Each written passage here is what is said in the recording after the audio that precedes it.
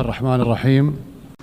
In the name of God, most compassionate, most merciful, Your Excellency, President of the General Assembly, Your Excellency, Mr. Secretary General, may the peace of God be upon you. The United Nations has been established 8 decades ago on the basis of principles that humanity has reached after 2 world wars. These rules are based on the maintenance of international peace and security and the respect for human dignity and state sovereignty and a non-interference in internal affairs, and to cooperate for the benefit of our peoples. This means if we allow violations to continue, it means allowing the rule of the jungle, where perpetrators and violators enjoy benefits just because they can. This is the political realism that we are facing, that has been reduced to the ability to impose a status quo. This is a crisis.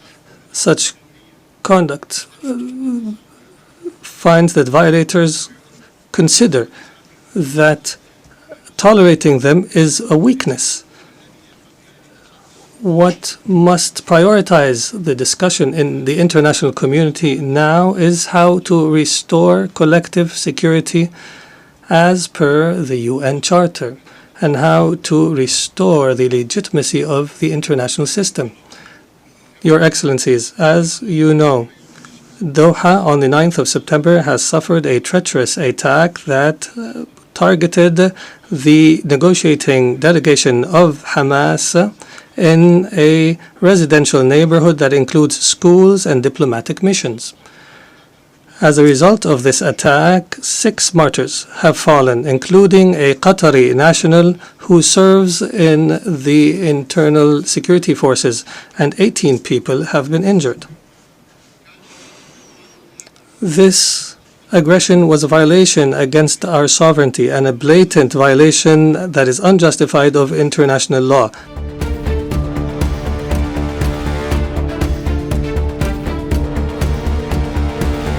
The whole world was shocked because of the circumstances of this heinous act, which we have classified as state terrorism. Unlike the claim of the Prime Minister of Israel, this attack is not a legitimate right to follow perpetrators of terrorism. It is an act of a diplomacy that is dedicated to political assassinations, and it undermines any diplomatic efforts aimed at ending the genocide against the people in Gaza. It is also an attempt to kill politicians who are members of a delegation that engages in negotiations with Israel while they were studying an American proposal. As you know, Qatar hosts, as a mediator during the negotiations, hosts delegations of Hamas and Israel. Qatari mediation has, in fact, achieved, in cooperation with Egypt and the USA, the release of hostages. And the last agreement was negated by Israel unilaterally, preventing an ability to reach a permanent ceasefire and the release of all hostages and the withdrawal of the occupying forces from the Gaza Strip and the humanitarian access and the release of Palestinian prisoners. They visit our country and plot to attack it. They negotiate with delegations and plot to assassinate the members of the negotiation teams. It is difficult to cooperate with such a mentality that does not respect the most minimum standards of cooperation. It is impossible. Is this not the definition of a rote government? The delegation, they consider negotiations a continuation of war in other means, and a way to delude the Israeli public opinion. If the release of Israeli hostages is the end of war, the government of Israel is abandoning the notion of releasing the hostages. Their goal is to destroy Gaza so that it is unlivable and where no one can study or receive treatment. In other words, end the viability of the Gaza Strip to displace its population. Therefore, the Israeli leader wants to continue war. He believes in what is called Greater Israel. He believes that war is an opportunity to expand settlements and to change the status quo in the holy sites, in Al-Quds Sharif. He also plots for attacks in the West Bank and expansion. This imposition is the goal of this war.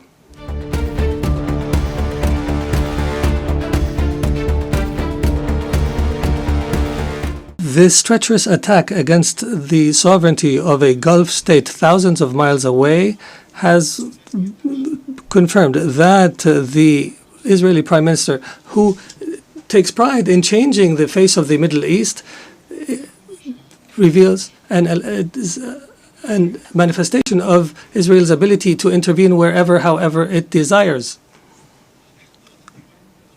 Arab countries and Muslim countries have warned, and that have held an emergency summit in Doha, have warned against the consequences of this delusion.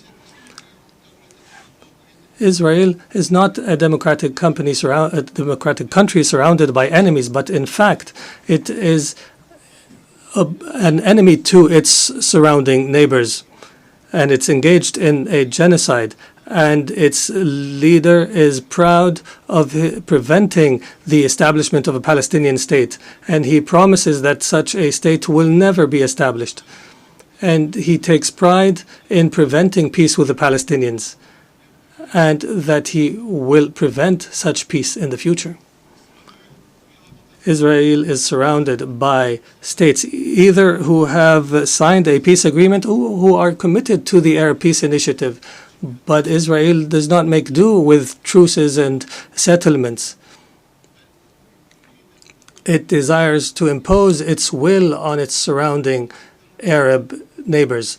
And everyone who believes so and everyone who opposes its will is either anti-Semitic or a terrorist. Even Israel's allies realize this fact and reject it. And here we are today, where we witness an international solidarity movement that is similar to the international movement against apartheid last century. And I would be remiss not to express my appreciation with the solidarity we have received in Qatar after the attack, including the statement by the Security Council that has condemned the attack. Distinguished Excellencies, Qatar will remain true to its history and legacy, opposing the crimes that take place. We believe in the ability of reconciling interests with security. We will continue to speak truth, and we will engage in diplomacy when our enemies find it easier to use weapons.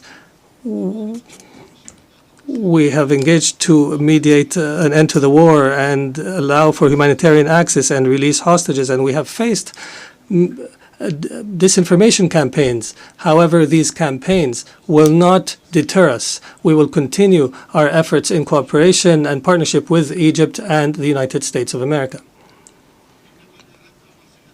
We are firmly convinced that peace can only be achieved in our region through a firm position from the Security Council, from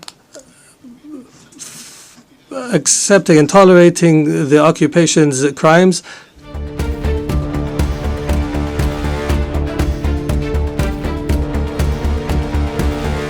until allowing to the Palestinian people to enjoy their right to self-determination and establish their state with East Jerusalem as its capital on the borders of 1967 as per UN resolutions and the two-state solution that has been the consensus of the international community.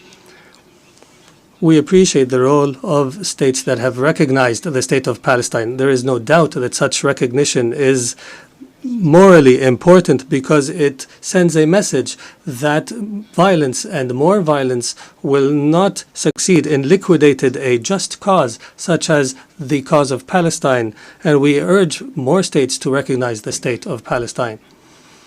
We believe that instability knows no border and that humanity's destiny is intertwined. Therefore, Qatar has continued its diplomatic efforts to contribute to the settlement of other crises, such as in Ukraine and wars in Africa. And our persistence have continued with partners in Africa in order to draft peace agreements. Most importantly was the signing of a declaration of principles in Doha between the DRC and the Congo River Alliance in March.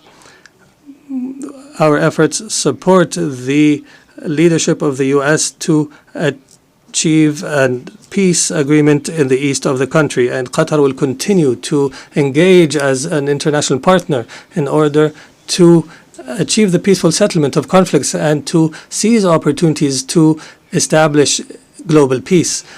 Your Excellencies, some states in our region still suffer the lack of security and stability. However, there is hope through some positive developments. In our dear Syria, since the end of last year, is going through a new phase that we hope will be a path towards achieving the aspirations of the Syrian people towards stability, development, and the rule of law after the end of a dark phase of the country's history. Egypt has stood by the Syrian people throughout the previous years. I recalled and urged to support Syria from this podium, even when it seemed to fall off the international agenda. The international community is called upon to assist Syria now in order to succeed through the transition phase after decades of suffering. Our experience in other Arab countries has taught us that building state institutions and establishing relations between a state and others is based on equality, and internal stability on the basis of respect for diversity are paramount issues at this stage. Qatar will not spare an effort to provide the necessary support to our brothers and sisters in Syria, and we have no doubt that the Syrians will be able to overcome this phase and to reject sectarianism in all its forms.